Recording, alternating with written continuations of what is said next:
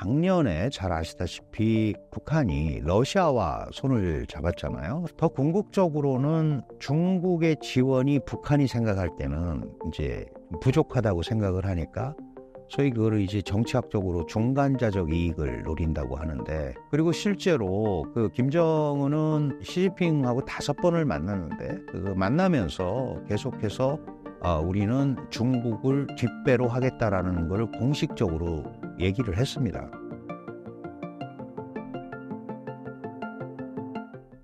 안녕하세요. 저는 한국외국어대학교 국제지역대학원에서 중국 관련 연구와 강의를 하고 있는 강준영이라고 합니다.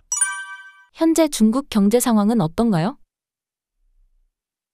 일단 1분기 경제 성장이 예상을 대개 한 4.6% 정도로 했는데, 어쨌든 수치적으로는 5.3%를 달성했다고 발표를 했어요. 그런 걸 보면 기대치보다는 조금 더 반등을 했다, 이렇게 볼 수 있는데, 내용상으로는 여전히 조금 미흡한 면이 있습니다. 예를 들어서 3월 소비지수가 1, 2월보다 급격하게 좀 떨어지는 모습을 보인다거나, 또는 지금 이제 경제 성장률을 끌어올리는데 가장 큰 핵심이 소비인데, 원래 소비가 잘 진작이 안 되니까 이제 중국 정부가 투자로서 그런 부분을 좀 보충을 하고 있거든요. 그런데 이 투자도 민간 투자가 많이 일어나야 그 전망을 하는 데 있어서 경기가 좀 선순환하겠구나라는 생각이 드는데, 여전히 정부 투자 위주로 이루어지고 있다. 고정자산 투자가. 이제 그런 면은 조금 그 분위기가 아직도 완전한 회복 국면이나 이렇게 들어갔다고 보기는 어렵고, 이제 그런 상황에서 미국의 압박은 계속되고 있고, 특히 미국이 이제 11월 선거를 앞두고 선거전이 가열하면서 중국에 대한 칼날을 계속 약화시키지 않고 있거든요.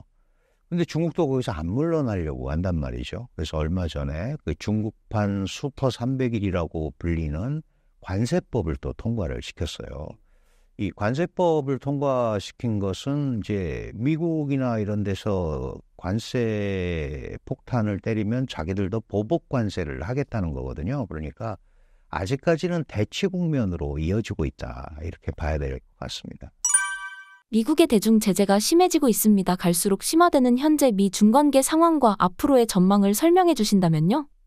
늘 그렇습니다. 미중 간의 갈등이라는 게 우리가 이제 전략 경쟁이라는 표현을 쓰잖아요. 결국은 미국은 중국을 그 도전자의 반열에서 떨어뜨리지 않으면 향후 세계의 질서나 이런데 미국 주도의 질서가 문제가 온다고 생각을 하는 거고, 중국은 이 기회가 찬스라고 보는 거죠. 어쨌든 미국의 힘이 예전보다는 좀 약화됐다고 판단이 되기 때문에, 그렇다면 이 기회에 중국 스스로 뭔가 새로운 형태의 시스템을 가지고 미국을 극복할 수 있는 그 틈이 좀 생기지 않았느냐, 이래서 이제 밀어붙이는 거예요. 밀어붙이는데, 우리가 이제 잘 알다시피 그 원천 기술이라든가 이런 거는 뭐 미국이 절대적입니다. 다만 이제 미국 같은 경우는 제조 능력을 다 이제 다른 나라한테 줬잖아요. 그러다 보니까 실제로 자신들이 만들고 싶을 때 잘 못 만드는 거예요. 근데 그 사이에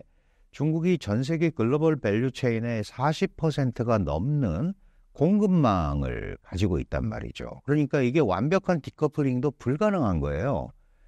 중국산 제품이 없거나 또는 중국의 고율 관세를 부과해서 들어오는 제품은 자칫 잘못하면 미국의 인플레이션을 이끄는 근원 인플레. 그러니까 애초부터 옛날에 10원이었는데 이제 15원 주고 샀어야 되는 상황이 되는 거죠. 그게 이제 미국의 소비자들한테 전가될 수도 있고. 근데 이런 부분들을 미국도 지금 이 상황에서 물러나기가 어려운 거예요. 그러니까 말로는 디리스킹으로 바꿨지만 어쨌든 중국을 계속 주저앉히기 위해서 애를 쓰고 있고, 그리고 지난번에 잘 아시다시피 그 리창 중국 국무원 총리가 정부 업무 보고라는 걸 했단 말이죠. 거기에 보면 AI 플러스라는 것을 이제 향후에 중국의 주요 그 정책으로 끌고 가겠다. 이거는 리커창 총리 시절에 인터넷 플러스라는 걸 또 했었어요. 그러니까 결국은 과학기술을 발전시키겠다는 거예요. 근데 다른 과학 기술은 많이 따라왔는데 지금 이제 중국이 가장 아킬레스건으로 생각하고 있는 게 반도체란 말이죠. 반도체 물론 시간이 가면 어느 정도 따라오겠지만 지금은 굉장히 어렵습니다. 그러니까 이런 틈에 중국이 더 이상 반등을 하지 못하도록 미국 입장에서는 중국을 최대한 공급망에서 배제하고 국제 시스템에서 배제하려는 노력을 하는 거죠. 그게 잘 아시다시피 뭐 해저 케이블이라든가 금융 제재라든가 다양한 형태로 하고 있는데 이런 것들이 뭐 단기간에 승부가 나거나 그런 일들은 아닙니다. 그래서 적어도 미국 같은 경우는 이제 대선 전까지 공화당이든 민주당이든 물러나지 않으려는 모습을 보이기 때문에 대중 압박 기조가 계속될 거고 중국 입장에서도 어느 한쪽에 그 배팅을 할 수가 없잖아요. 그러니까 일단은 물론 미국에서 오는 것 이상의 어떤 반응을 하기는 쉽지 않을 거예요. 그러나 그 수준에서 맞추면서 중국도 항전을 하고 있다라는 분명한 메시지를 던지는 일들이 계속되지 않을까 이렇게 판단이 됩니다. 최근 중국 서열 쌈이 자오러지 위원장이 북한을 방문했습니다. 이 자리에서 북중 관계를 발전시킨다고 전했는데요. 현재 중국과 북한 사이의 관계는 어떤가요? 사실 올해가 중국과 북한 수교 75주년입니다. 이제 아시다시피 원래 사회주의 국가들은 5단위, 10단위를 좀 크게 기념을 하고 경축을 하는 걸로 돼 있습니다. 근데 작년에 잘 아시다시피 북한이 러시아와 손을 잡았잖아요. 러시아도 이제 우크라이나 전쟁이 재래식 전통 전쟁으로 가면서 단거리 미사일이라든지 포탄이라든지 뭐 소총 탄알이라든지 이런 게 필요했단 말이에요. 북한이 엄청나게 많이 갖고 있잖아요. 재고가.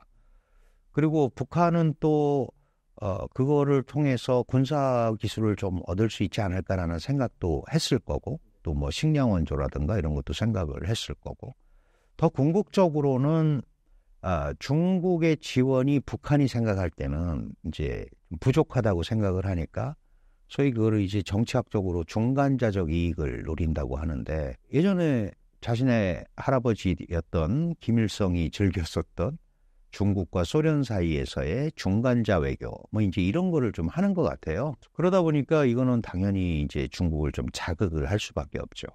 그리고 실제로 김정은은 시진핑하고 5번을 만났는데 만나면서 계속해서 우리는 중국을 뒷배로 하겠다라는 걸 공식적으로 얘기를 했습니다. 예를 들어서 노동당 뭐 전원회의 같은 데서도 우리는 중국과 같이 간다 이런 얘기를 많이 했는데 지금 이제 수교 75주년을 맞아서 약간의 변화가 있잖아요. 물론 이제 고위층이 방문하고 그러는 건 하는데 거기다가 이 일본이 또 북한하고 뭔가 뭐 정상회담을 해야겠다. 기시다, 김정은 간에 그런 얘기가 나오니까 사실은 외교적으로 중국 입장에서 보면 북한이 러시아하고도 가까워지고 일본하고도 뭔가 얘기를 하려고 그러고 이거는 이제 동북아 관리하는데 약간 이제 문제가 있잖아요. 중국이 볼 때. 그래서 이 75주년을 기념해서 이제 자오러지라는 당서열 3위입니다. 그러니까 거의 뭐 최고위급이 가는 거잖아요. 이런 걸 가면서 북한과 아마 뭐 경축도 경축이지만 그런 전반적인 흐름을 한번 다시 다잡으려고 하는 그런 거다. 게다가 아시다시피 김일성 시대에는 이게 혈맹, 뭐 항일운동도 같이 했다 이랬고 김정일 시대에는 좀 그게 훨씬 약해졌단 말이죠. 그리고 김정일 시대에는 중국이 개혁개방하면서 서방 국가들과 가까이 지내고 뭐 예를 들어서 여러 나라들과 수교도 하고 이러니까 사회주의의 변절자다 막 이런 얘기까지 했었단 말이에요. 물론 나중에는 뭐 천지가 개벽했다. 김정은이 이제 방문하고 나서. 근데 김정은 이 시절은 지금 이제 과거같이 그런 뭐 혈맹이라든가 뭐 끈끈한 연대의식이라든가 이런 것보다는 이제 국제관계적 상황이 훨씬 더 강하죠. 그래서 예전하고는 달라졌지만 중국이 볼 때 북한은 여전한 중국의 전략적 자산 역할을 할 수 있습니다. 한국도 견제하고 일본도 견제하고 뭐 미국도 견제할 수 있는 그런 소위 일종의 완충지대 역할이 없다고는 할 수 없거든요. 그런데 이제 북한이 그걸 또 적절히 이용해서 중간자적 이익을 조금 보려고 하니까 이제 그런 거를 북중 수교, 중국 북한 수교 75주년을 맞이해서 좀 다시 한번 컨트롤하려는 그런 의도가 들어있지 않나 이렇게 판단이. 중국이 러시아와 북한의 경제협력을 좋게만 보고 있진 않습니다. 북중 관계를 넘어 북중-러 관계는 어떻게 바라보고 계신가요? 사실은 이제 북러가 가까워지니까 이 많은 분들이 한미일 대 북중러 이제 이 소위 신냉전 구도를 많이 얘기하잖아요. 그런데 뭐 북러가 가까워진다고 해서 중국이 앞장서서 3자 구도를 만들 것 같지는 않습니다. 왜냐하면 북한과 러시아는 국제적으로 제재를 받는 국가인데 이제 정상 국가로서 국제 평화의 뭐 수호자, 건설적 역할을 자처하는 중국이 거기에 앞장서 버리면 이거야말로 한미일 대 북중러 구도를 만드는 거잖아요. 근데 중국은 그렇게 생각하더라도 북한 같은 경우는 어쨌든 북중러 구도를 만들어서 한미일과 이 냉전 구도를 만들어야 자신들이 가지고 있는 핵이라든가 미사일 이런 거에 대한 당위성이 쓴단 말이죠. 그러니까 그걸 계속 추구할 겁니다. 그러면 거꾸로 얘기하면 이런 상황을 다 아는데 중국이 거기에 직접 나서지는 않을 거다. 다만 이제 우려되는 게 하나 있죠. 예를 들어서 북한과 러시아의 만남이라는 것이 뭐 그게 현실화가 진짜 그런 과학기술 때문에 된 건지는 모르겠지만 북한이 작년에 정찰위성을 2번 실패를 하고 보스토니치에서 푸틴과 김정은이 만난 다음에 3번째 위성 발사에는 성공했단 말이죠. 그러면 그게 직접적인 지원은 아니더라도 뭐 조언이라든가 뭐가 있어서 했다는 거죠. 그렇다면 그런 권사과학기술이 만약에 북한에 들어가게 되면 이게 사실 우리 서해도 공유하고 있고, 그리고 뭐 정찰위성이 돌면서 남한만 보는 거 아니잖아요. 돌면서 중국도 봅니다. 그렇게 군사적으로 무장이 될 리는 없지만 과학기술이 갑자기 그런 것들이 장기적으로 보면 중국한테도 별로 좋은 게 아니죠. 그래서 뭐 러시아도 그런 또 중국을 의식을 하고 푸틴도 이제 중국을 방문하지 않습니까? 그러면 의식을 하기 때문에 그렇게까지는 안 되겠지만 어쨌든 북한 입장에서는 중국과 러시아를 끌어들여서 자신의 뒷배로 하면서 냉전 구도를 만들려는 노력을 할 거다. 그러나 중국 입장에서 보면은 1대1로 상대해도 충분히 자신의 의사를 피력할 수 있잖아요. 중국, 북한, 자기가 뭐 가불이라는 표현을 써서 좀 이상하지만 주도적 지위에서 할 수 있거든요. 그 중국 러시아 관계도 옛날 같은 경우에는 러시아가 더 셌었지만 지금은 완전히 중국이 칼자루를 쥐고 있는 형태가 돼버렸잖아요. 그러니까 우크라이나 전쟁에 대한 뭐 어떤 지지까지는 아니더라도 암묵적으로 뭐 묵인을 한다거나 뭐 이런 것들이 중국의 힘이라는 게 굉장히 강력하지 않습니까? 그런 면에서. 그리고 안보리 같은 데서도 어쨌든 중국과 러시아는 한 편이 될 수밖에 없어요. 그래서 큰 틀에서의 연대는 당연히 지속이 되지만 뭐 군사적이나 이런 거가 중국과 러시아가 밀착이 된다거나 뭐 이런 부분은 중국도 상당히 견제를 보이지 않는 견제를 할 거기 때문에 중국이 직접적으로 참여해서 뭐 이런 틀을 만들거나 그러지 않을 겁니다. 그리고 특히 한미일이 작년 삼각 협력을 강조하는 캠프 데이비드 회의 이후에 이게 아시아 소나토를 만드는 거다 그러는데 만약에 북중러, 중국, 북한, 러시아가 뭉치면 그거야말로 또 소다자주의로서 분파주의가 되는 거잖아요. 그러니까 중국이 그렇게 직접적으로 나서지는 않을 겁니다. 다만 미국을 앞에 두고는 이 세 나라가 어쨌든 연대의식은 계속 가지고 갈 수밖에 없는 그런 구조다. 이렇게 봐야 될 것 같습니다. 남중국해에서의 중국과 미국, 필리핀 영해 분쟁이 격화되고 있습니다. 중국이 이 해역을 원하는 이유는 무엇인가요? 지금 이제 남중국해라는 지역이 사실은 굉장히 중요한 지역이죠. 뭐 지하자원 이런 것도 있지만 그 물동량에 예를 들어서 중국 물동량도 한 40% 정도가 남중국해를 통해서 유럽과 아프리카로 갑니다. 우리도 한 45%가 가죠. 일본도 마찬가지입니다. 나머지가 이제 태평양을 통해서 미국, 미주로 가는 건데 그러니까 이게 굉장히 중요한 슬럭, SLOC라고 그러죠. 중요 수송로예요. 근데 이제 이 지역이 아시다시피 이렇게 그 큰 호처럼 돼 있는데 거기를 구단선이라고 그래서 뭐 남중국해 한 90%가 자기네 영토다. 영유권을 자기네가 가지고 있다가 이제 주장을 합니다. 물론 각국마다 다 자기네가 영유권을 가지고 있다고 이제 주장을 많이 하죠. 중국의 입장에서는 그 부분을 뚫고 나가야 태평양으로 갈 수 있어요. 이 부분을 뚫고 나가야 인도양을 거쳐서 대서양을 갈 수 있는 겁니다. 그러니까 이 부분을 미국의 통제라든가 이런 거에서 뚫지 못하면 해양으로 나갈 수가 없는 거예요. 그러니까 이런 기회에 반드시 이 해양 주권을 이쪽에서 가져야겠다. 이제 뭐 보도도 많이 되고 그렇습니다만은 제1도련, 제2도련 뭐 이렇게 해갖고 이제 방어선을 원래 거놨잖아요. 그 방어선을 이제는 자기네들이 뚫고 나와야 세계적 국가로 가는 거예요. 근데 이런 것들을 중국은 아주 오래전부터 했었습니다. 근데 이게 미국이 당사국이 아니잖아요, 거기에. 그러니까 직접 개입하기가 굉장히 어렵단 말이죠. 그러다 보니까 필리핀이라는 국가를 통해서 그 특히 남중국해의 남사군도라는 지역에 섬이 한 230개, 물론 이제 그 안에는 해양법에 의하면 섬은 자연수가 나와야 돼요.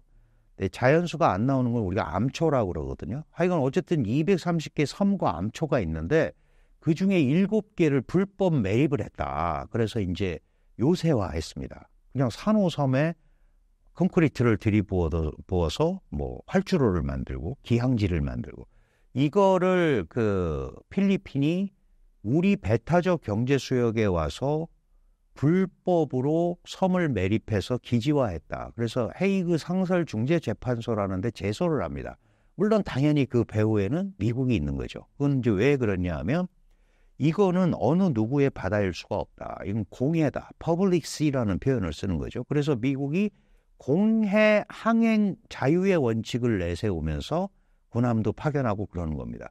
그럼 많은 동남아 국가들은 중국과 대적하기가 어렵잖아요. 그러니까 미국이 그런 뒷배를 해주기를 바라는데 문제는 이제 미국은 멀리 있는 나라고 중국은 바로 같이 있잖아요. 그러니까 이제 중국의 입김에서 자유로울 수가 없습니다. 이런 와중에 미국과 일본이 정상회담을 했고 그 다음에 또 이어서 미일 필리핀 3자 간의 회담을 한 거예요. 하면서 결국은 필리핀 바다를 뭐 물대포 쏘고 그랬잖아요. 이 필리핀 바다를 미국이 지켜준다라는 안전 공약을 받아냈다. 마르코스 대통령이 얘기를 한 거예요. 그러다 보니까 중국이 이게 이렇게 되면은 작전에 차질이 오는 거죠. 근데 사실 원래 필리핀에는 미국의 기지가 있었죠. 나중에 철수를 했지만 그런 것들을 오바마 시절부터 사실 복원을 했습니다. 하다가 이번에 결정적으로 중국의 확장을 막는다는 의미에서 미국, 일본, 필리핀 3자가 이걸 이제 같이 공동 대응을 하니까 중국 입장에서는 포위망이 더 촘촘해진 거예요. 격자 포위망이라고 그러죠. 그리고 최근에 나오는 것들이 잘 아시겠습니다만 오커스라고 그 영국, 미국, 호주 있는 삼각 그 틀 안에다가 이건 이제 안보동맹인데 물론 안보동맹 그러면 중국을 자극할 수 있으니까 이제 뭐 군사 기술 동맹 이런 표현을 쓰기는 하지만 여기에 한국과 일본, 캐나다, 뉴질랜드까지 끌어들이려고 한단 말이죠. 미국의 입장은 이게 이제 소위 뭐 플러스라는 걸 붙이죠. 오커스 플러스.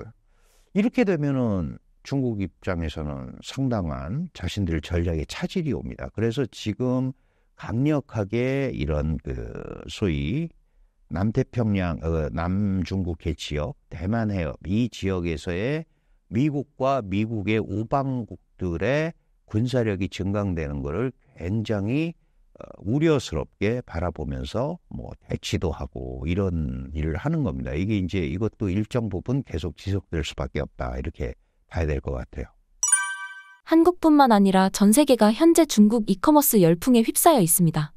중국 이커머스엔 어떤 것들이 있으며 이 회사들의 배경에 대해 설명해 주시면요. 지금 이제 이 소위 중국의 이커머스 기업 4인방이 있어요. 4강이라고 하는데 제일 큰 데가 이제 알리바바 그룹의 알리익스프레스라는 이제 이커머스 업체입니다. 이건 뭐 굉장히 크죠. 전체 중국 매출의 한 75%를 장악을 하고 있으니까 아주 뭐 독점적 대기업입니다. 그리고 나서 이제 테무라는 데가 생겼는데 이 테무는 홈페이지나 이런 데 구매하러 들어가 보시면 아시겠지만 이 홈페이지를 아주 잘 만들었어요. 이 앱을. 이 앱이 창업자가 사실은 구글의 소프트웨어 엔지니어입니다. 이 사람이 게임처럼 만드는 거죠. 게임처럼 만들고 테무라는 거는 알리바바가 어차피 독점을 하고 있는데 알리바바는 그러니까 구체적으로 따지면 테무보다는 조금 더 좋은 프레스티지예요. 우리는 다 품질이 나쁘다고 그러지만 테무가 더 싸죠. 실제로 한국에도 보면 테무 같은 데는 다 무료 배송해. 13,000원인가만 넣으면. 근데 알리익스프레스는 아직 거기까지는 안 하고 있어요. 근데 테무는 왜 이렇게 그럼 더 싼 제품을 만들 수 있냐? 후발 업체인데 아주 독특한 방식을 채택을 했죠. 가격 결정권이 기업에 있는 게 아니고 본사에서 먼저 수집을 하는 거예요. 그래서 이 제품을 500원에 만들 수 있는 사람 그러고 뿌립니다. 그러면 내가 만들 수 있다. 그러면 그럼 네가 직접 보내라. 내가 관리해 줄게. 그러니까 이거를 물건을 집화해 가지고 여기서 보내는 게 아니고 현장에서 다 보내게 만들어 버린 거죠. 우리 이커머스 업체들은 일단 들어와야 되잖아요. 물건이 들어와서 내가 내 돈 주고 사놓고 그거를 판단 말이죠. 그거와는 다른 형태로 완전히 새로운 이커머스 시장을 개척을 한 거고 그러다 보니까 극초저가, 그냥 초저가가 아니죠. 정말 엄청 싼 가격에 움직이고 있다. 이렇게 봐야 되고 또 하나가 이제 쉬인이라는 그 패션 업체인데 이 쉬인은 옷만 합니다. 옷만. 그리고 중국 국내에도 팔지를 않고 해외에만 파는 그러니까 아주 특정 마켓을 겨냥한 그런 제품이죠. 이커머스 기업이죠. 그리고 또 하나 이제 잘 아시는 틱톡이라는 게 있습니다. 이 틱톡은 뭐 엄청나게 많은 세계 사람들이 보고 미국의 제재를 받고 있지만 미국 사람들도 1억 5천만 명이 틱톡을 보고 있단 말이에요. 그러니까 틱톡의 이커머스 샵이 틱톡샵이라는 거예요. 틱톡샵은 예를 들어서 인플루언서가 뭘 설명하면서 현장에서 파는 거죠. 내가 뭐 이거 가지고 하면 바로 클릭을 하면 팔리게 돼 있습니다. 이것도 지금 한국에 진출하려고 준비를 하고 있고 구인 광고를 이미 내고 있습니다. 한 40명 정도 뽑는다고. 그러니까 이런 기업들의 전체적인 틀을 보면 초저가. 그리고 뭔가 그냥 해외에 나가서 저렇게 막 활개치기가 쉽지는 않잖아요. 아시다시피 뭐 1,000억을 뭐 일종의 그 지원 자금으로 뭐 푼다든가 그거는 중국 정부의 허가 없이는 하기 쉽지 않죠. 그래서 뭔가 정부와 긴밀하게 연결이 돼 있다. 그럼 그 어떻게 생각을 해야 되느냐? 중국이 굉장히 어렵잖아요. 경제가. 내수도 안 일어난단 말이죠. 그러니까 이걸 해외로 좀 눈을 돌리자. 원래 국내 경기가 나쁠 때 해외 경기가 좋으면 또 그걸로 일정 부분 커버가 되지 않습니까? 이제 그런 차원에서 정부의 어떤 묵인이라든가 이런 것도 좀 있지 않나 이렇게 생각을 하고 또 하나는 이 해외 직구라는 거는 정식 수입보다 간단하잖아요. 사실 우리도 몇 년 전에 뭐 미국 블랙 프라이데이에 이런 데서 우리 기업이 만든 그 소위 대형 TV를 한국보다 훨씬 싸게 산다. 이제 그게 그런 거거든요. 이 알리테무 다 마찬가지인데 한 번에 150불 이하면 면세를 하게 돼 있어요. 그러면 제가 그런 얘기도 하면 하루에 150불이면 1년 365일을 곱해 봤더니 7,500만 원인가 그래요. 그럼 개인이 관세도 안 내고 그 기업이 면세로 7,500만 원어치를 팔 수 있다는 거죠. 그러면 그중에 나쁜 것도 많지만 괜찮은 것도 있잖아요. 그럼 사람들 심리가 아이 싸게 샀는데 뭐 한두 개 좀 잘못돼도 넘어가려고 그러는데 그 와중에 한국 기업이 역차별을 당하는 거예요. 왜냐하면 한국 기업은 그걸 수입하려면 KC 인증 그걸 받아야 돼요. 그러면 그런 인증받는 데마다 하나당 몇백 불, 많은 거는 몇천 불을 내야 됩니다. 근데 저런 업체들은 그걸 안 내고 들어오잖아요. 그러니까 결국 이 자체가 기울어진 운동장이 되고 한국 기업이 역차별을 받고 그럼 한국의 이커머스 업체에다가 물건을 공급하는 제조업체들이 어려움을 겪을 수밖에 없는 거예요. 나는 생산 원가가 80원인데 저쪽에서 다 내고 들어오는 게 20원이면 이걸 어떻게 경쟁이 안 되잖아요. 그래서 이런 이제 기울어진 운동장을 바로 잡아야 되고 중국의 이커머스는 중국 경기 불황 뭐 이런 거 때문에 자신들이 갖고 있는 여전히 뭐 우리가 보통 이제 1선 도시, 2선 도시, 대도시에서는 그런 게 좀 어렵지만 3선, 4선, 5선, 즉 지방으로 가면 여전히 염가의 노동력을 쓸 수 있고 거기에 의해서 생산되는 것들을 현대적 유통 원칙과 망에 실어 보내면 기업은 기업대로 또 이익을 볼 수 있고 이런 구조 때문에 이커머스가 지금 우리한테만 그러는 게 아니고요. 유럽에도 이미 50여 개 업체가 이 지사가 나가 있고 그리고 전 세계적으로 상당한 이런 반향을 불러일으키고 있습니다. 그런데 저는 이제 개인적으로 저 싸게 돼서 다른 게다 죽으면 조금 결국은 이제 가격 결정권이 저쪽으로 넘어가잖아. 옛날에는 10원 주고 썼었는데 내가 이제 이 물건 다 없어졌는데 30원 받아야겠다 그러면 30원 주고 샀어야 된다 이거죠.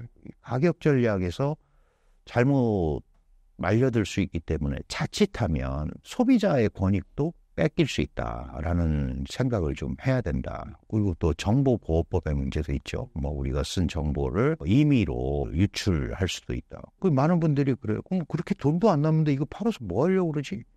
어떻게 그럼 기업은 이익이 뭐가 남지? 그 중에 중요한 것 중에 하나가 이 정보 파는 거. 패턴이 다 나오잖아요. 그러면은 이 정보를 기업한테 제공하는 것만으로도 시장도 장악할 수 있고 또 거기에 따른 그 파생 효과로서 금전적 이익을 얻을 수 있기 때문에 이런 것들이 지금은 일단 중국산 이커머스가 엄청나게 전 세계적으로 시장을 휩쓸고 있다 이렇게 봐야 될 것 같습니다. 중국 내에서는 중국 이커머스에 대한 평이 어떤가요? 중국도 이전에는 이런 것들을 많이 안 썼는데 지금은 전부 이걸 뭐 하거든요. 근데 선택의 여지가 별로 없죠. 왜냐하면 주로 이제 알리바바를 많이 쓰는데 웬만한 물건을 살 때는 그냥 다 시킵니다. 그냥 다 우리처럼. 왜냐하면 이 소위 이것도 핸드폰이 이렇게 보급이 안 됐으면 못 하는 거죠. 그리고 그 페이 시스템 뭐 위챗페이라든가 알리페이라든가 이런 페이 시스템을 현대화했기 때문에 다 가능한 거거든요.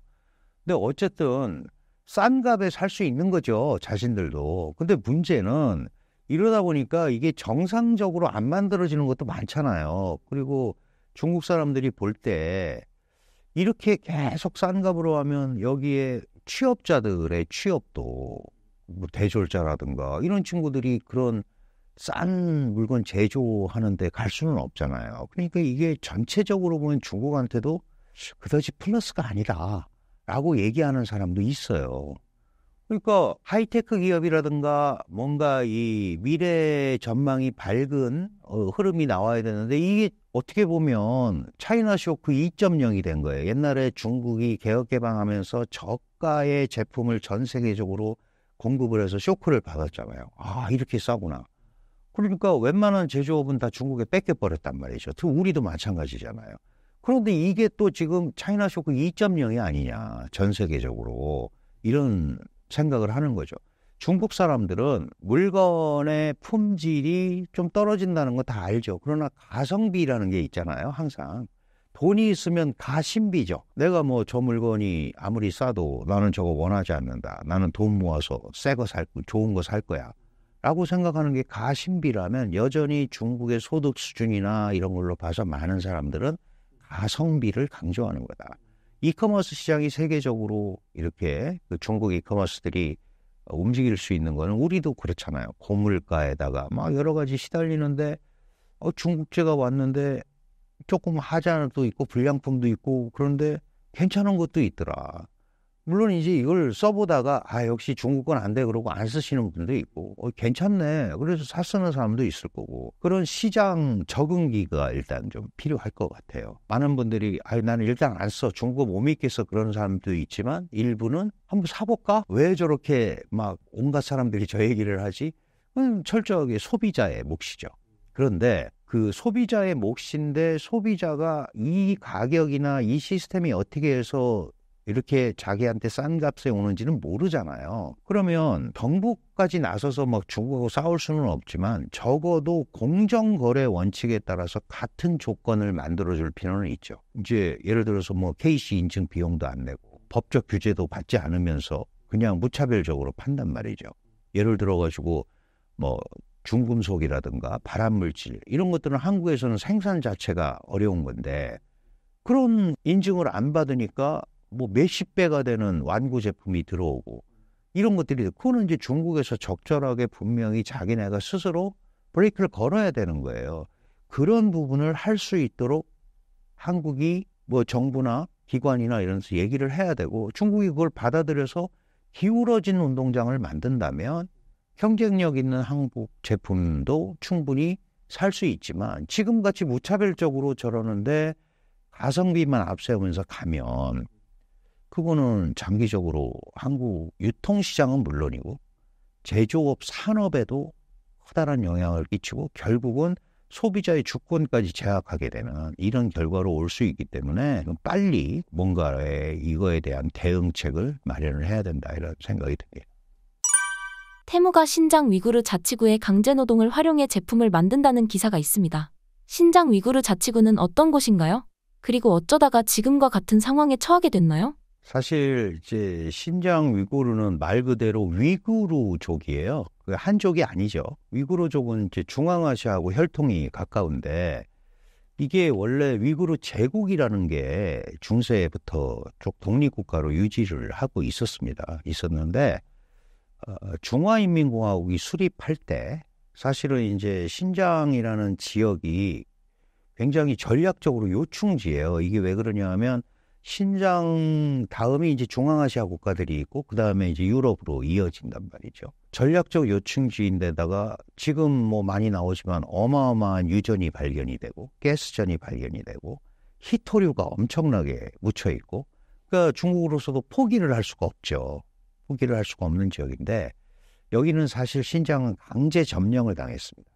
강제 점령을 당했고 그 힘에 의해서 이제 압박을 당했고 중국의 자치구로 편입이 됐기 때문에 지금 현재 공식적으로는 중화인민공화국 신장 위구르 자치구예요. 그게 중국의 영토입니다. 다만 이제 생긴 것도 그렇고 역사 문화적으로도 중국하고 잘 안 맞는 지역인데 중국은 그 소수민족 정책이 있죠. 대개 이제 700만이 넘는 소수민족한테는 자치구를 줍니다. 여기 신강 위구르 자치구잖아요. 자치구가 5개 있습니다. 그거보다 작은 데는 자치주. 우리는 이제 옛날에 연변 조선족 자치주가 있었죠. 근데 그것도 사람이 줄어서 지금 잘못하면 자치현으로 떨어지겠다. 이제 이런 얘기가 있는데 이 신장은 원래 독립적인 흐름으로 가지고 있었고 옛날에는 국가인 적도 있었죠. 동투르키스탄 공화국.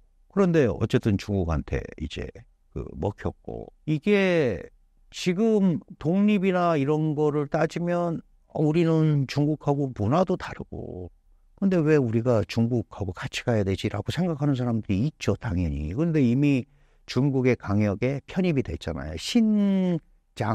신강이에요, 한자로. 그럼 새로운 강역이란 뜻입니다. 원래부터 중국에 있었던 게 아니고 새롭게 추가된 강역이라고 해서 신장이라고 얘기를 하는 거고요. 포기를 할 수가 없습니다. 지금 말씀하신 대로 테무도 그렇지만 쉬인 같은 데가 프랑스 의회에서 규제를 받는데 패션 업체잖아요. 옷의 원료가 이제 면이나 이런 것들은 주로 티벳에서 오는, 신장에서 오는 거다. 신강 지역에서. 신강이라는 지역이 여러 가지로 중국한테 포기할 수 없는 요소들이 있어요. 우선 전략 요충지라는 것도 있지만 중국 전체 면화의 90%를 생산합니다. 전체 면화의. 이 전체 면화의 90%는 그 전 세계의 한 20% 정도를 신장에서 생산하는 거예요. 그 다음에 희토류 붙어 있죠. 그 다음에 중국의 모든 강의 발원지가 신강에서부터 내려와요. 고원 지역에서. 그게 이제 어디로 가냐면 일부는 그 옆으로 흘러가지고 인도차이나 반도로 가는 거예요. 그래서 그게 문제가 되는 거예요. 거기 위에서 상수를 막아버리면 밑에 태국, 베트남으로 물이 안 흐르는 거예요. 메콩강이라는 게 거기서 연결이 되는 거예요. 그러면 우리는 그냥 우리 물 저장하려고 저수지 하는 거지. 저수지를 20몇 개를 지금 하고 있습니다. 그게 무기가 되는 거예요. 물에 대한 무기가. 그럼 이제 신장이라는 그게 이제 그런 걸 갖고 있는데 자, 기본적으로 그러면 이제 신강의 위구르족들은 아까 제가 700만이 넘으면 이제 자치구를 만든다고 말씀드렸잖아요. 근데 중국의 소수민족 정책은 그 민족만 거기 모여 살게 하면 말을 안 들을 거 아닙니까? 그러면 한족을 보내는 거예요. 그래서 원래는 비율을 꼭 51대 49라도 만들어요. 한족을 더 많이 이주시키는 거죠. 그래서 보시면 아시지만 그 자치구의 지도자를 자치구 주석이라고 하는데 그게 이제 다른 성에는 서기와 같은 거예요. 그 부주석들은 꼭 현지인을 앉히죠. 그게 이제 중국의 일종의 통치술이에요. 그 현지인을 앉혀서 운영을 하는데 말씀드렸다시피 동투르키스탄 공화국이라는 국가를 갖고 있었던 데니까 우리가 왜 중국하고 같이 사냐. 다시 말해서 독립 성향이 중국의 수많은 소수민족 중에서 제일 강해요. 제일 강하다 그러면 또 티벳이 아쉬워하겠지만 티벳도 강합니다. 그러니까 실제로 중앙정부에 저항을 하고 있는 소수민족은 위구르족, 티벳족, 그 다음에 내몽골 자치구의 몽고족이에요. 다른 데의 소수민족들은 중앙정부한테 저항을 하기가 굉장히 어렵잖아요. 중앙정부의 돈을 받아서 살아야 되니까. 그래서 이거는 절대 포기를 못하고 또 신장이라는 지역이 중국 전체 영토의 한 6분의 1 정도가 돼요. 그러면 그게 뭐 독립을 한다거나 그러면 이 변방 지역이 뻥 뚫리잖아요. 중국의 소수민족들은 주로 변방에 모여 살고 있고 그 사람들이 살고 있는 지역이 중국 전체 면적의 3분의 2에 해당합니다. 그러면 그게 소수민족이 다 내 살 길 찾아서 간다 그러면 이제 우리가 옛날에 무협지에서 보던 중원만 남는 거예요. 그거 가지고는 안 되잖아요. 그러니까 이 강역을 전혀 포기할 수가 없다. 그래서 이전부터 위구르가 따로 살아야겠다라고 그래서 분리 독립운동을 많이 했죠. 폭탄 테러도 하고. 그리고 거기 뒤에 보면 그 다른 이슬람 원리주의, 종교가 이제 이슬람이니까의 영향을 좀 지원을 받고 있는 거 아니냐. 이제 이런 것 때문에 더 탄압을 하는 거예요. 기억하시겠지만 북경올림픽 때, 베이징 올림픽 때도 폭탄 테러를 일으켰고 이제 이런 것 때문에 그 이전에는 위구르뿐만 아니고 소수민족 정책의 유화책을 반은 썼어요. 그러니까 당근과 채찍. 그래서 뭐 소수민족이 언어를 뭐 자기네 거를 쓰고 뭐 니네 학교도 만들고 방송국도 만들고 우리 연변 조선족 자치주가 그랬잖아요. 중국어를 쓰지만 한글도 다 쓰고 출판사도 있고 학교도 있고. 근데 지금 이제 그런 거를 시진핑 체제 들어서고 나서 민족 동화 정책을 굉장히 많이 씁니다. 그래서 지금 조선어 가르치지 마. 없애. 여기도 똑같은 거예요. 위구르나 티벳도. 한족 동화 정책을 쓰는 거죠.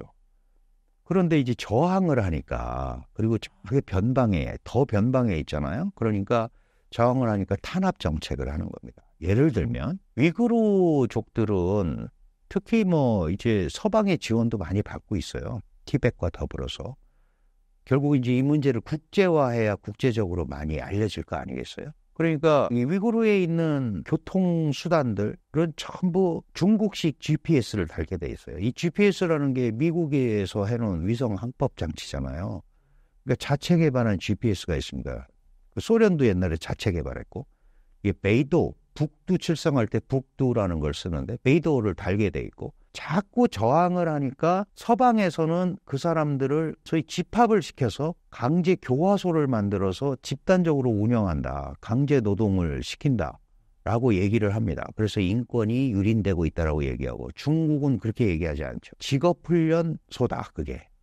저 사람들한테 독자적으로 위구르족이 살 수 있도록 내가 직업훈련을 시키는 거다. 중국 정부가 나서서. 그것 때문에 싸우는 거예요. 위구르의 그 소위 그 인권 탄압이라는 게. 그리고 강제 노역을 통해서 면화를 채취했으면 그거는 다른 데가 정상적인 임금을 주고 찬출한 면화하고는 근본적으로 차이가 나잖아요. 그 다음에 뭐 예를 들어 죄수들을 시켜서 뭘 했다. 그럼 임금도 제대로 안 줄 거 아니에요. 어린애들 시켜서 했다. 그리고 이제 서방의 이런 보고를 보면 인구 증가를 위구르족의 증가를 막기 위해서 강제 낙태라든가 뭐 이런 것도 한다. 인권 탄압이 굉장히 심하다. 그래서 보여달라라고 얘기를 하는 거죠. 그러면 중국은 아니라고 그러니까 그럼 한번 보여주라. 우리가 가서 조사하겠다. 근데 그것도 이제 답을 안 하고 있어요. 그러면 아시다시피 유엔 인권 고등 박물관실이 있잖아요. UNHDC. 거기가 좀 역할을 해줘야 되는데 거기도 사실은 그 유엔의 자금을 중국이 상당히 많이 대고 있잖아요. 그러니까 그것도 눈치가 보이는 거예요. 그러다 보니까 어떻게 보면 인권의 사각지대가 돼 있는 거고. 그러다 보니까 이제 프랑스 같은 데서 쉬인 같은 데를 규제하는 거죠. 불공정한 방법으로 채취된 원료로 만든 제품은 불공정 거래를 만들고 국제 교역 질서를 해치고 결국은 자국의 산업에도 영향을 끼치니까 규제하겠다. 이렇게 된 겁니다. 그러니까 그 위구르 쪽 입장에서 보면 그렇다고 무슨 뭐 군대가 있는 것도 아니고 독립을 떨렁 하라고 해도 할 방법이 별로 없죠. 이 독립을 하면은 할 게 많잖아요. 국가 행위로서. 그거는 자신이 없는데 탄압이나 이런 부분이 지나치게 과도하게 이루어지는 데 대한 불만들은 많이 가지고 있다. 예를 들어서 위구르 족을 누르기 위해서 한족을 보냈는데 경제권을 한족이 다 가져가 버리는 거예요.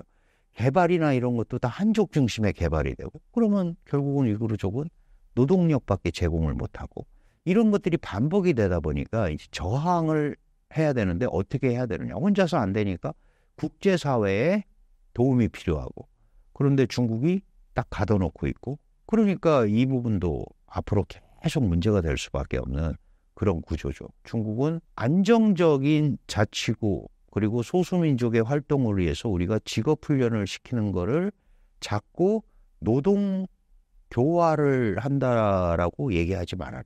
강제 수용을 했다고 얘기하지 말아라. 우리는 그러지 않는다.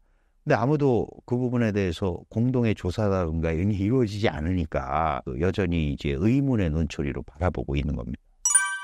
중국 인민들의 위구르족에 대한 인식은 어떤가요? 중국 인민들은 기본적으로 이제 소수민족에 대해서 알고 있죠. 중국은 소수민족을 공식적으로 규정한 게 1953년이에요.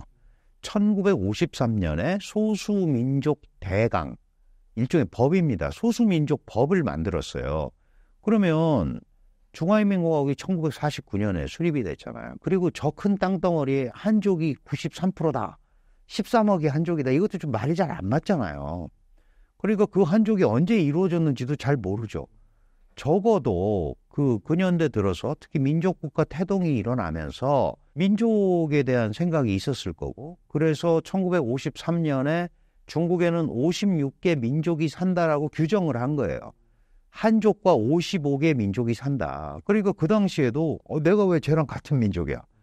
우리 민족은 왜 55개에서 빠졌지? 이런 사람들도 있었을 거예요. 왜냐하면 사실은 이제 이전에 유고슬라비아라는 데가 있었어요. 유고슬라비아. 지금 이제 세르비아 이렇게 불리는데 세르비아, 크로아티아 이렇게 불리는데 유고슬라비아에는 171개 민족이 있어요. 그야말로 다민족이죠. 보통 저렇게 민족이 많으면 민족끼리 싸워요. 이 민족이랑 B랑 싸우고 B랑 C랑 싸우고 그러는데 중국의 소수민족 시스템은 그게 아니고 중앙이 있고 한족이 막강한 90몇 %, 3%의 중앙이 있고 나머지 소수민족인데 소수민족이 작게 남아있는 데는 1,500명 남아있는 데도 있어요. 그러면 거기서 무슨 독립을 얘기하겠어요? 독립이라는 거는 나름대로 자생력을 갖고 있는 데만 얘기하는 거죠. 종교적이나 인종적이나 완전히 다른 데는 그런 얘기를 할 수 있는 거예요. 그래서 몽골, 티베트, 위구르 같은 데가 그걸 더 강하게 얘기하는 거고 조선족은 굉장히 특이한 55개 소수민족으로 분류되고 있는데 특이한 겁니다. 조선족은 유일하게 모국이 있는 민족이에요. 다른 데는 모국이 없잖아요. 다 그냥 거기 중국 강역에 있는데 우리는 남한이 됐든 북한이 됐든 조선족이 모국이 있으니까 중국 입장에서 보면 모국의 영향을 받을 수가 있는 거예요. 그러니까 더 긴장을 하고 보는 겁니다. 그러니까 이런 이 민족들은 중국이 볼 때 관리를 해야 되는 거예요. 그래서 소수민족법을 만드는 겁니다. 근데 이제 여기도 약간 어폐가 있죠. 중국에 있는 민족은 다 평등하다고 그랬으면 굳이 소수민족을 왜 만듭니까? 그냥 똑같다고 하면 되는데. 그리고 중국의 신분증에는 꼭 그런 게 있죠. 누구, 한족, 만주족, 조선족 이걸 꼭 씁니다. 그러면 그 자체가 이미 차별이라는 거죠. 그러니까 결국은 소수민족은 한족과 구분하기 위해서 해놓은 거다라고 얘기하는 사람이 훨씬 많습니다. 근데 그나마 다행인 거는 조선족이 소수민족 중에서는 교육 수준도 제일 높고 경제 수준도 제일 높아요. 그건 이제 그나마 다행인데 이제 우리하고도 잘 지내야 되는데 그게 또 좀 잘 안 되죠. 기본적으로 중국 사람들은 대부분이 한족이잖아요. 그러다 보니까 소수민족보다 자기가 조금 더 위에 있다라고 생각할 수밖에 없어요. 그렇게 구조를 만드는 거예요. 그게 차별화 구조죠. 그러니까 결국은 한족들이 다 결정을 할 수밖에 없는 구조다. 그래서 실제로 우리가 이전에 그 한국의 많은 기업들이 조선족 동포들을 고용하고 말이 잘 통하니까 뭘 하지만 마지막에는 결국 그 조선족이 한족하고 얘기를 해야 뭐가 흘러가는 구조이기 때문에 한 단계가 건너가야 되는 거예요.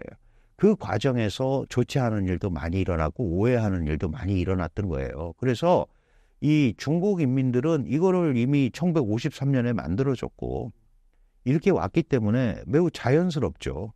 그 겉으로는 너 무슨 족이구나 이러지만 사실은 한족이 조금 더 위에 있을 수밖에 없는, 평등을 강조하지만 이미 그런 법이 있다는 것 자체가 차별적 요소를 갖고 있는 거다. 이렇게 이해를 하면 될 것 같습니다. 중국 내에 있는 북한인들의 삶은 어떤가요? 북한인들은 일단 난민으로 인정을 못 받죠. 탈북자들이.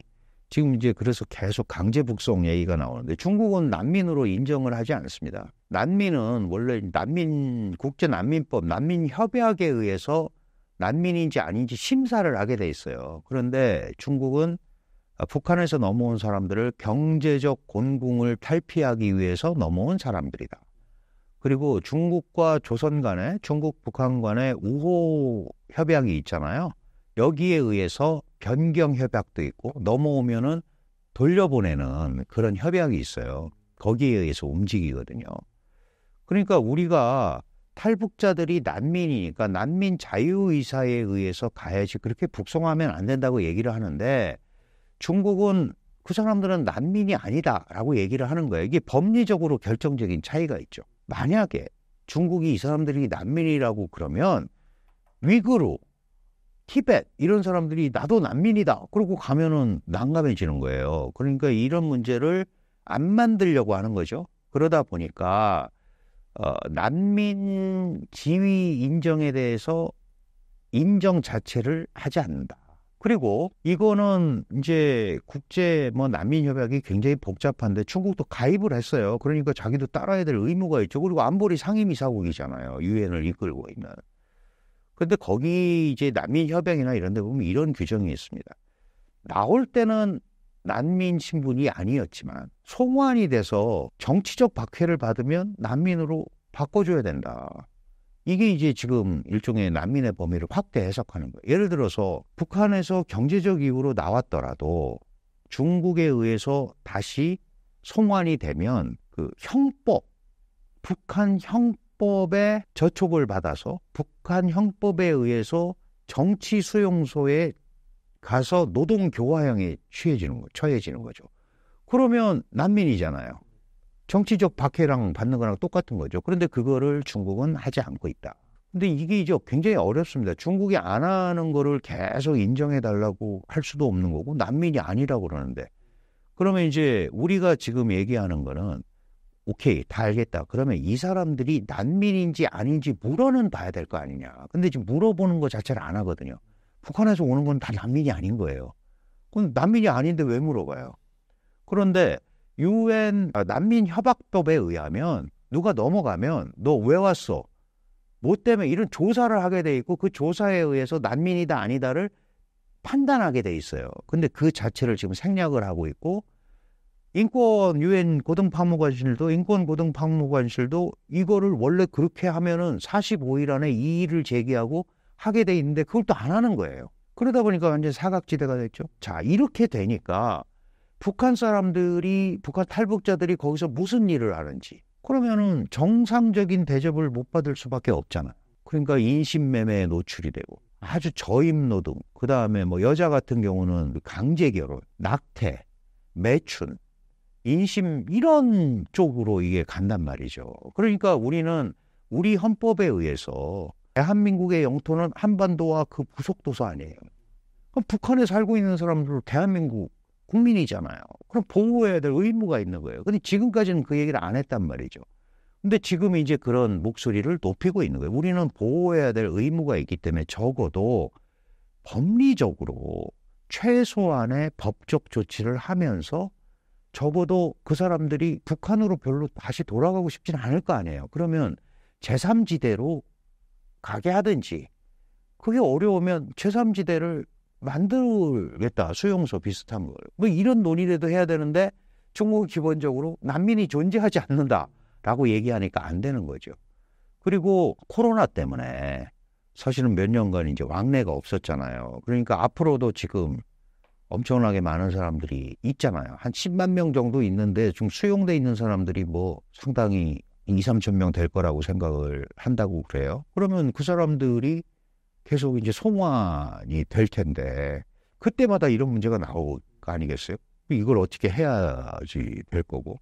일부는 이제 그것을 안보리 제재 때문에 북한 노동자들을 쓰면 안 되는 거예요.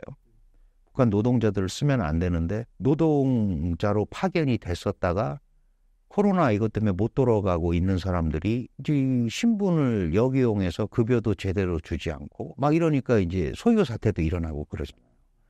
그러니까 북한 사람들이 재대접을 받고 있을 수가 없는 거죠. 탈북자는 탈북자대로, 강제 노역하는 사람들은 아까 북한에서 파견된 노동자들은 노동자들대로 제대로 못 받는 거예요. 그리고 아시다시피 노동자 임금의 90%는 정부에다 내야 되는 거예요. 8, 90%. 그러니까 여기 오래 살은 그 소위 북한 노동자들이 돌아가면 이마저도 없잖아요. 그러니까 이제 항의도 하고 뭐 소요를 하는. 그러니까 지금과 같은 법적 패턴이라면 이렇게 갈 수밖에 없다. 이제 해결책이 별로 없는 거예요. 국제 여론을 환기시키기에도 어렵고, 그거는 중국이 아주 아킬레스건으로 생각하잖아요. 국제 인권 문제가 터지면 반드시 위구르 인권, 티벳 자유 문제, 홍콩, 대만 문제까지 다 이 고구마 줄기처럼 일어난단 말이죠. 그러니까 최대한 인권 문제가 국제 문제화 되지 않도록 얘기하는 거고, 그래서 그런 얘기를 하면 내정 간섭이라고 얘기를 하는 거예요. 그리고 한국이 얘기를 하면 그거는 북한 사람이 중국에 넘어온 거기 때문에 중국과 조선 간의 일이다. 남한이 왜 거기에 간섭을 하느냐. 내정 간섭이다. 이렇게 얘기한단 말이죠. 그러니까 이런 부분에 대해서 뭔가 새로운 흐름을 만들어내야 되는데 지금으로서는 뾰족한 방법이 없어서 굉장히 좀 어려운 상황으로 판단이 됩니다. 중국의 동북공정이 심화되고 있습니다. 중국의 대표적인 동북공정에는 어떤 게 있나요? 그 동북공정이라는 거는 원래 이제 동북 프로젝트라는 뜻이에요. 공정이 프로젝트거든요. 동북 지역의 역사를 중국의 역사로 편입하는 프로젝트가 동북공정입니다. 티벳 지역의 역사를 중국의 역사로 편입하는 게 서남공정이에요. 서남 쪽이잖아요. 위구르의 역사를 중국에 편입하는 게 서북공정이에요. 그러니까 이게 다 옛날에 경험이 있는 거죠. 다시 말씀드려서 동북 지역은 중국에 한 번도 지배해 본 적이 없어요. 한족이. 그게 원래 만주족, 거란, 여진, 우리가 역사책에서 많이 배웠던 데예요.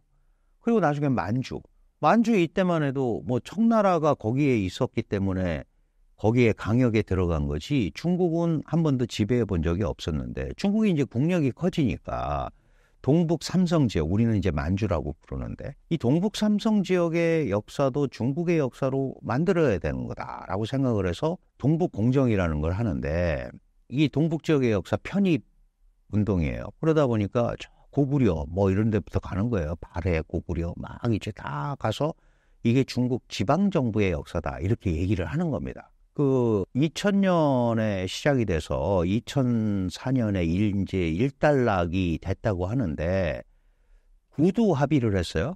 우리가 동북공정을 더 이상 정치화하지 말자, 학문적으로 논의하자 막 이랬는데, 문제는 지금 말씀하셨다시피 알리테모에서도 한복을 판단 말이에요. 자기네 거라고 그러고 김치도 팔고. 그러니까 이게 끝나지 않은 거죠. 뭐 그다음에 그 백두산을 중국에서는 장백산이라고 불러요. 장발산. 그 만주족의 영산이에요. 그것도 만주족도 영산이 장백산입니다. 백두산입니다. 우리가 얘기하는. 이게 또 이제 6.25 참전의 대가인지 뭔지 하여간 반천지의 반이 할양이 됐고, 이제 장백산을 3개 자연유산으로 유네스코에 등재를 했어요. 지금도 계속해서 이제 소위 그 한류 열풍의 반작용이죠. 질투심도 있고 자기들이 안 갖고 있는 거, 컨텐츠화를 못하는 거를 한국이 잘 하니까 그런 데 대한 이제 반작용으로 뭐 우리 거를 빼앗는다 자꾸 뭐 옛날에 뭐 단오절도 마찬가지고요. 사실 우리한테만 이런 게 아니고요. 일본 기모노도 자기네가 원료라고 옛날에 한 적이 있어요. 지금도 동남아시아 국가들한테 그런 거 많이 합니다. 뭐 인도네시아, 뭐 옷뿐만이 아니고 이 공예품 이런 것도 다 자기네가 원래 한 거다. 그러니까 역사 빼앗기, 문화 빼앗기에 혈안이 돼 있는 거예요. 그럼 왜 그러냐면 자국 문화가 덩치가 커졌는데 자기들 문화를 안 알아주는 거죠. 그러니까 이제 이런 형태가 계속되는 거예요.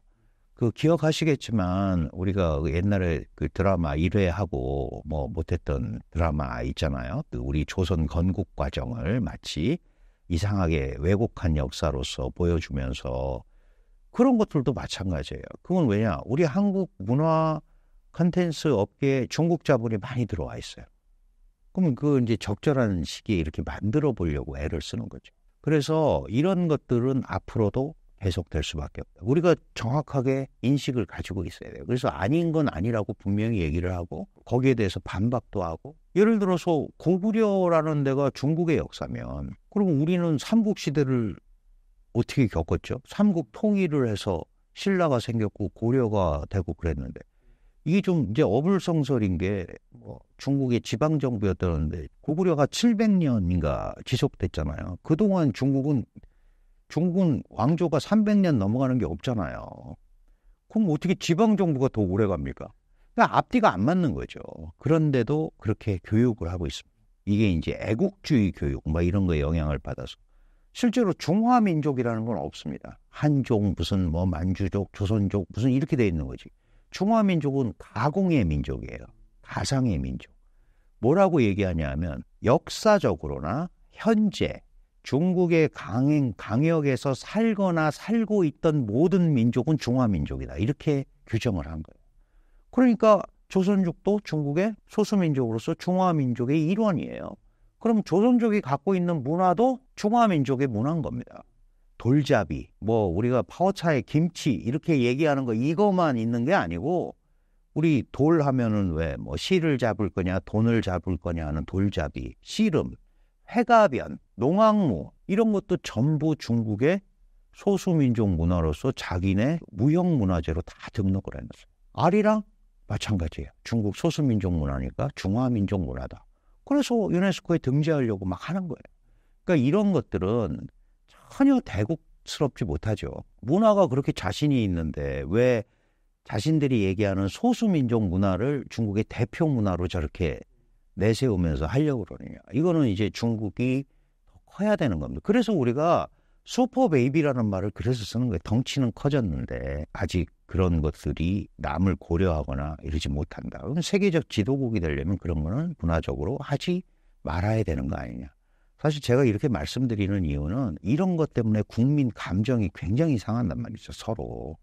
중국은 중국대로 우리 거 뺏어갔다 그러고 우리는 우리가 계속 해왔는데 제가 중국 친구들한테 그래요. 뭐 김치가 뭐 누구네 거냐 그러는데 제가 그래요. 너 김치 맨날 먹니? 나는 매일 먹어. 그리고 김치 종류 알아? 몇 개 있는지? 아무거나 담그면 김치야 우리 200가지가 넘어. 김치가 박물관 가봐. 너희 그렇게 있어? 그러니까 시작은 그렇게 했더라도 그게 나중에 그런 흐름으로 잡았으면 그걸 인정을 해줘야 되는 거예요. 그 중국은 그걸 인정을 안 하기 때문에 이런 문화적 충돌이 나는 거죠. 똑같이 시작을 했지만 한쪽에서는 그걸 문화로서 발양을 시켰고 체화를 한 거고 한쪽은 안 했었는데 보니까 저렇게 하니까 저거 원래 우리 거야. 이거는 너무 안 맞잖아요. 그래서 문명과 문화는 다른 겁니다. 사람이 옷을 입는 거는 문명이잖아요. 창피하기도 하고 또 외부의 어떤 충격을 막기 위해서 옷을 입잖아요. 그럼 한국 사람은 한국식으로 입은 게 한복이에요. 서양 사람은 서양식으로 입은 게 양복이잖아요. 그럼 중국 사람은 중국식으로 중국식 복장을 입잖아요. 그럼 문화가 다른 거를 인정을 해줘야죠. 그런 부분에 대한 배려나 이런 것들이 중국이 해주지 않으면 앞으로 이 정말 세계적 국가로서 이렇게 하는데 분명한 한계가 있을 거라는 거를 좀 인식을 했으면 좋겠어요. 중국이 동북공정을 시작하게 된 계기, 그리고 이토록 집착하는 이유는 무엇인가요?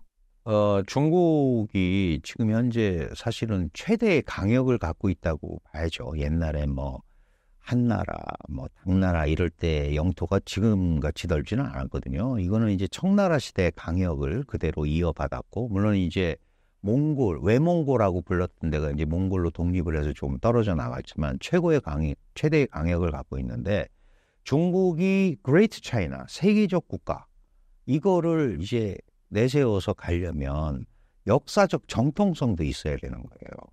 근데 많은 데가 뭐 티베트 강제 점령했다, 위구르도 강제로 빼앗은 거다, 막 이런 얘기를 하잖아요. 그러니까 그 역사가 원래 자신들과 밀접하게 연결이 돼 있는 정통 역사라는 거를 보여주고, 그래서 우리 중화인민공화국의 지금 강역은 갑자기 생긴 게 아니고 뺏은 게 아니고 오래전부터 원래 그렇게 돼 있었던 거다.